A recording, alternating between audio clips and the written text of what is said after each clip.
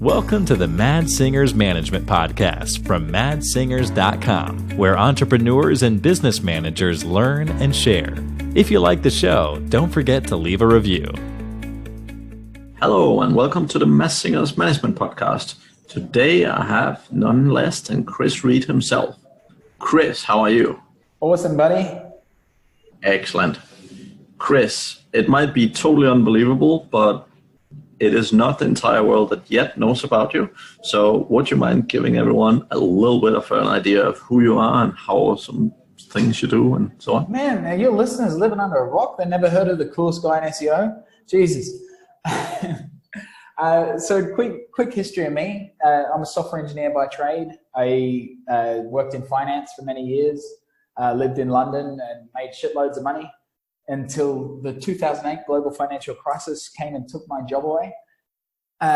Thankfully, I had a big sack of gold that funded me for the next couple of years while I backpacked around the world and tried to work out what the hell I'm going to do with my life. And then being a computer geek, I built an online game just out of a bit of fun. And I thought, well, how the hell do you get people to a website?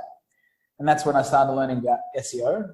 And then I discovered the revelation of backlinks. And man, back then you could literally rank a website just by adding backlinks. And that's what I did. And I went, man, this shit is awesome. I quickly ditched the game. I built the system to organize backlinks and take orders. And then I went out and found as many SEO companies as I could to sell backlinks to. And that was our business for many, many years, selling backlinks to SEO companies. Then we decided to sell more services like content and analysis and the whole works. And then we thought, well, we're doing everything now. Why don't we have our own customers?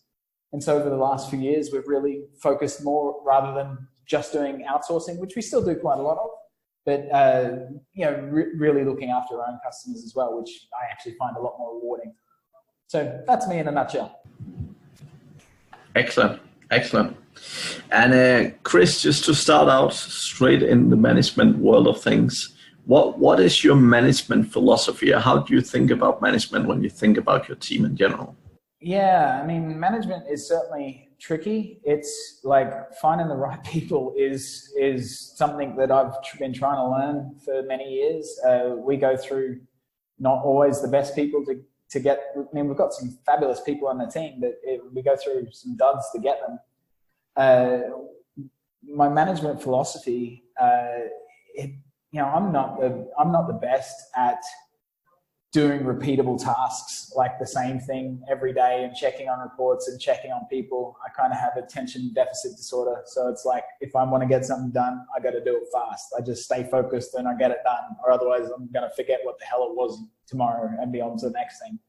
So, I try and find people that are consistent and can take away from me the bits that I'm not good at and, the weaknesses of the business and plug them into those holes so that, I can really focus on doing the parts that I enjoy and enjoy my life. So I guess that's it. Excellent. And what do you actually enjoy the most about managing people? Like what do you find the best thing about having a team and so on? It's really nice to see people develop and grow. Like, we have a new sales girl who's freaking amazing. Like, she has only been with us for a couple months, and like, she's really picked up everything that I have taught her, and I see her training other people. And, I see the words that she says. I'm like, man, that could come out of my mouth. Like, she's just picked it up so well and becoming a leader, like, really rapidly. And, obviously she's a talented girl, but, it's really great to empower her with my knowledge and, shit that took me years to kind of learn from trial and error and falling on my face, and to see in her within months, just pick it up and run with it. Yep. I mean, that's one part. The thing that I probably struggle with management, I wouldn't like to say that I'm some sort of managing hero, is the difference between delegation and abdication. I can probably fall into that trap a little bit too easy, and it's a bit hard for me to to work out where that line blends. Yeah, that makes total sense. And yeah, I think you're not the only one struggling with that, right? I mean, particularly when you start having great people around, it can easily for them feel like, they're doing all the work and you're just not there.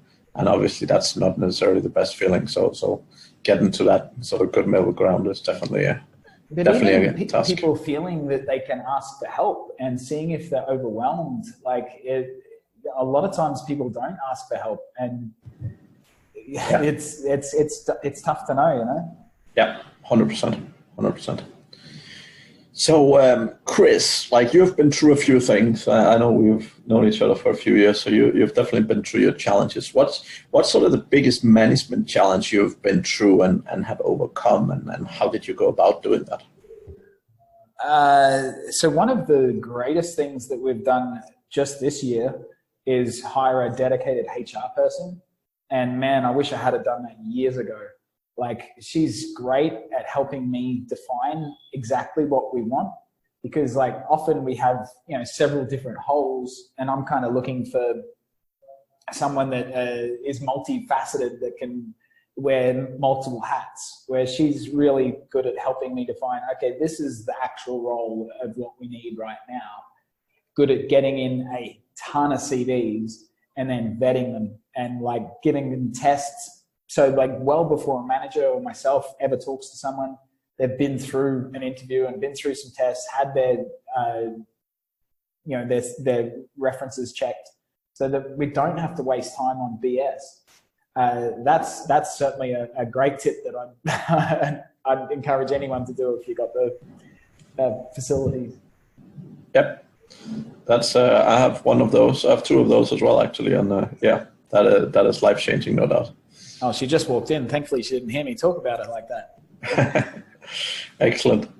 So next question, Kris. How do you identify tomorrow's leaders? So when you have a team full of people, what do you look for, and how do you kind of identify who's the right people to step up in your team? Because one of the key challenges a lot of my clients and a lot of people I talk with is they kind of struggle to figure out who do they promote, who they put in position of power. Yeah, I really just see people that take on responsibility. We've got quite a lot of staff and quite a lot of contractors that work with us as well. And every now and then someone will catch my eye because they do something well. I'm not usually involved with our content writers, but just recently, one content writer did something that I saw was really good. And, I just had a call with her just before this call and gave her a special assignment because she seems quite talented and eager to take on more. So it's really just kind of putting out tests there and seeing who's eager to pick them up. If you don't want to take on something, then you're not someone that we want to promote, Yeah, that makes a lot of sense. And when you have managers, particularly new managers, but also the more experienced one, what do you do generally to get them to perform well as people managers? Yeah, so that's one thing that I learned from you, is about having weekly calls with people and even expressing how important that is. Even I had lunch with our SEO team lead, and we were talking about the SEO team, and he's like, well, why don't I have to have weekly calls? Because I'm chatting to all of them all day long, every day. I said, yeah, but you're not you're talking about work, right? You're talking about specific tasks. You're not talking about their life and what's going on with their life and how they're coping with these skills and what other things they want to do. This is words out of your mouth, but it's if someone's going through a divorce, they're not going to tell you that unless you're friends with them. And so you really need to be speaking with people regularly to see what's going on in their life. And I think that's really kind of underappreciated, and all managers should really be doing it. Yeah, that I could not agree more with. So that makes sense. What about one of my favorite topics, which is delegation? How do you feel? I mean, you mentioned sort of delegations, that's abdication already, but what's generally your process and any particular tips around how to approach delegation? Oh, I mean, project management, I live out of my inbox, which is not a good place to be. I am usually spinning too many plates at one point in time. So having good people that are better project managers than me is one of my goals. And when I can see the tasks progressing without me, that's when I feel safe, and that they give me feedback all the time. But what you're trying to paint rather than is the procedure of how to do it, paint like what success looks like. Yeah. I spend a lot of time on sales because that's the bit that I really enjoy. And so what I'm trying to get out of the customer is what success looks like, because I want to provide that result for them. Because it doesn't matter, like, you can get all the search engine rankings you want, but if that doesn't make them happy, then they're not going to be a customer. Where, like, if they go, I need to hit this revenue target, great, then that's what we focus on. And so that's what I want to also try and relay back to our staff, is this what success looks like? And that's even one mindset that I try and push into staff, is like, when I speak to our customers, I make them feel good about spending money with us. So, like, it doesn't matter how much they're spending, as long as they feel happy that they got good value from that. Like, different people equate value to a different measure. So I want to make sure that if they spent $1 with us, they feel that they got $10 worth of value, and then they're super happy to spend another $1. And I try and get our staff to understand that too. We pay your salaries. If you make me feel good about paying your salary, I'll give you another one. Like, that's the kind of right mindset.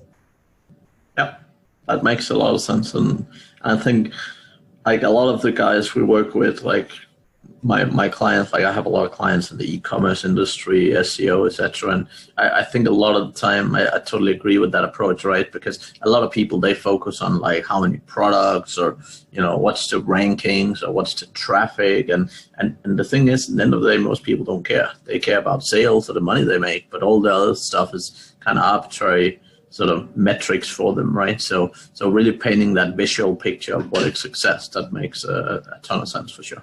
Yeah. I mean, like on the client side of things, because that's where I focus, is sometimes you do need to control them, of, like, they want to even focus on this other thing. Like, we have a client at the moment that's been bitching about content and, like, wants to focus on all this content stuff. And it's like, who gives a crap for right now? If no one's going to see the content, like, get people to your site and then focus on that stuff. Like, you got to keep them centered on the most important thing. And it's the same with staff too, although you have more control over those people. Correct. So one of my favorite questions is also sort of asking people themselves about what they find unique about their management style, because I think it's very important to sort of know yourself and so on. And obviously, a lot of entrepreneurs around the world. So what in particular do you find unique about the way you handle your team and you manage your team? Yeah, and this is something that I'm certainly getting better at. I mean, I've been at this for quite a long time and learned through too many painful experiences. But like, visual or writing out exactly what you want. Like, I've got a business coach as well, and she helps me, like, define our company values and our company goals. And, like, really writing out what your company values are is really important, and getting that into people. Like, we work with people of lots of different nationalities. And so there are different kind of mindsets of what good is. And so you need to make sure that everyone understands what your standard is. But we also want to, like, Ardor, our brand, Ardor in itself means to do something with a fiery passion. And, they're the sort of customers that we like to work with, people that are passionate about their brand and people that are passionate about what they do. And that's the same for our staff. We want people that, get to work early because they're excited about that day, and the day just flies by because they love doing what they do. They just can't wait to add more value to our customers and are passionate about it and have ardor for everything that they do. And I mean, that's the sort of people that we're looking for our team. And when you find that right kind of connection, then there's not a lot of management that is needed. Yeah, no, I totally agree. And that's, I mean, for me, particularly with the management coaching, I mean, one of the key things that I've always focused on is again, making sure people are happy, right? Like I don't think so far that I've had any clients sort of walk away having paid me money and being unhappy with it, right? And I think for me at least that's sort of a fundamental, right? Because when you're delivering whatever it's a product or service, like you're obviously wanting to provide value to people, and if you do that in a sensible way and people rave about you, right? Like I can see that every single time. Like it's very obvious on social media, right? Whenever there's posts coming up and I have like 20 different people mention my name, like it's obviously a very clear message that what I'm doing makes a difference to people and they're willing to actually stand up for it. So, and I guess that's exactly what you're saying with Ardor as well, right? Like that it's really, that's what you want in customers. You want them to rave about your brand like that. So yeah. Yeah, and you want that in your customers, and you want that in your staff as well. And one thing that I've found hiring kind of cheaper or junior staff is it's rather a false economy. Like when we had more junior Filipinos, like I would try and say that, it's like, I want you to be happy at work, because the happier you are, the more efficient you are, and the better results that you get for our customers. And they didn't really seem to get that. It's just a job for them, and they just want to do the minimum and pick up their paycheck and move and go home. Where like someone that's really passionate about their job, they want to like just keep providing great value and learning more and moving forward. And it's just makes it less for you to do. And there's another saying, like one great person does the work of 3 good people, and they don't cost 3 times as much. So like if you get better people, sure, they might cost a bit more than someone, but they provide so much more value that it saves you time, and it's just way better. Yeah, 100%. And I think like fundamentally the way I look at it, it's not necessarily if they're new or if they're not paid as much. I think you can probably find great people at every level, but the key thing is exactly being able to pick up and find those really, really talented people, right? Because I've found them at every level, at every side of companies and so on, right? So I think the fundamental is really learning to have a really good recruitment process where you identify those people and really bring top talent into your business consistently, right? Yeah, well, I mean, like there's a great book, The E-Myth, and they talk about having such tight procedures that you can get the most junior staff for any position, like McDonald's. They can get a kid off the street and make him a fry cook, and that's fantastic if you have like the McDonald's framework. We're not there yet, so it's much better to have A players.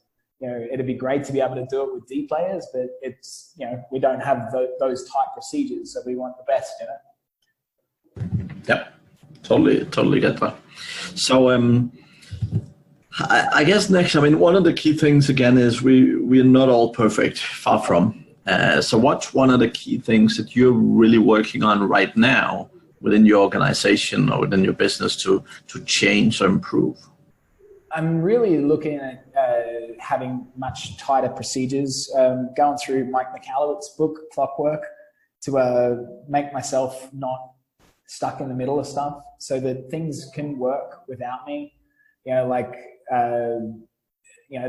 payroll process now, like I'm not involved in that at all. There's checks and balances in there, so that there are different people looking at to make sure that the accounts are all right, but I don't have to be involved. And so like I'm really trying to find every bit of the job that I do to make sure that someone else can do it, so that I can go on a 4-week vacation and the company keeps growing smoothly. Yep, that makes total sense. Lots of good info here, Kris.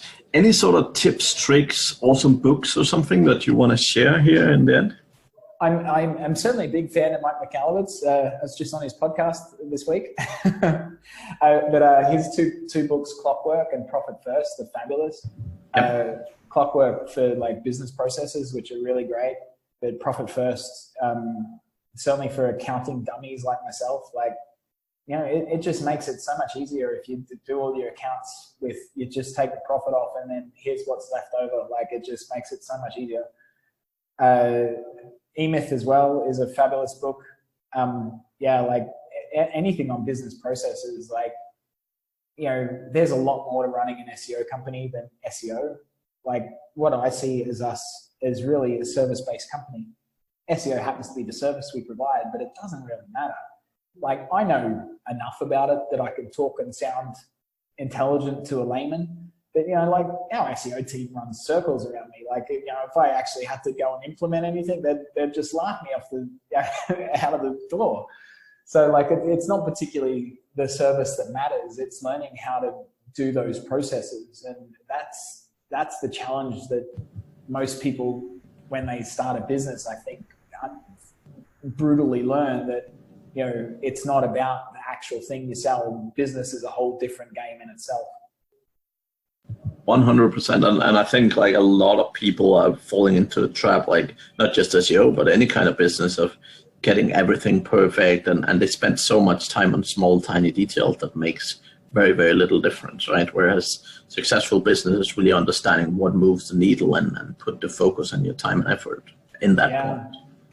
And actually, there's a good analogy that I've heard before, and it's very true, is like, as an entrepreneur, you're used to like throwing so much shit at the wall to see what sticks, that even sometimes when something sticks, you don't do it again. Like, we've done lumpy mail before, where we sent out physical mail, especially when we're selling backlinks. And, we sent out some letter campaigns that brought us in customers that spent, $100,000 a year. And it's like, you bring in a couple of those and they've been doing it for years. So like just 2 of those customers, 5 years, that's $1 million. And it's like, we did letter campaigns twice. It's like, why weren't we doing it every month? It's just, you find something successful and you move on. Like it's quite silly. So you really meant to find what you're good at and just do it a lot and not get sidetracked. And it really happens a lot in marketing. Like I see that specific scenario consistently. Like people try something on Facebook and they're like, oh, well, that worked and I got a little bit, but maybe it works even better over here. So they throw their time after things, right? And what I always tell people is, whenever you find a process that works and give you a good ROI, right? Yep. Put it into a great framework, make sure they keep executing before you test out the next wonder drug, right? Because there is a lot of stuff that works, but every time you find stuff that works, you really want to put it into a framework and you want it to keep going. Because for one, stuff might not work forever. So if you leave something for a year and try and go back to it, it might not actually work anymore. Facebook ads being a good example of that for a lot of clients, right? But generally, just from a marketing standpoint, particularly like when you're testing out new lead methods and stuff, really document it and get it done. If you don't have the time, get other people to do it. Yeah. When people have a small business, right, what often happens is they get on board 3 new clients and they're like, oh, I'm so busy onboarding, I don't have time to lead generation. And it's such a shame, because then when they're onboarded new clients, there's suddenly no leads left because they just dropped it, right? So getting consistent processes around lead generation, even when you feel you don't need it, is absolutely key to growing a business of any size, right? That's the lifeblood of a business. I love the saying, revenue cures all problems. And and all the business mistakes that I've made over the years, it's great that I can generate more customers to like solve those issues. Yeah, definitely. Nice little get out of jail free card. It definitely is. It definitely is. So, right, Kris, that was a lot of amazing information. So just before we finish here, number one, how does people get hold of you? And number two, I know you love giving sort of free SEO audits away to people. So would you mind sharing? For sure, Mads. In fact, that is one of my favorite things to do is I do little video reviews of people's websites. So if you'd like to check us out, go to ardorseo.com/Mads. It'll be in the show notes, I believe. And just put in your details there and I'll make a video for you. I'll look at your website, show you some potential that you have, some easy things that you can fix yourself. Like usually there's always some low-hanging fruit. You change a few title tags here, grab some internal links there, and boom, you double your traffic. There's usually always some easy things like that. So yeah, if you go to ardorseo.com/Mads, I'll make a little video for you and show you how you can increase your revenue. Excellent. And if they want to get in touch with you, how How do you do that the best? Yeah, you can just Google the coolest guy in SEO, and I'm sure you'll see plenty of my pretty face, and just click on any link you want and say hi. Excellent. Thank you very much for being on this episode, Kris. It was a pleasure to have you here. Cheers, Mads. Thank you for listening to the Mad Singers Management Podcast. Please leave a review. It means the world to us. You can also learn more about management at madsingers.com.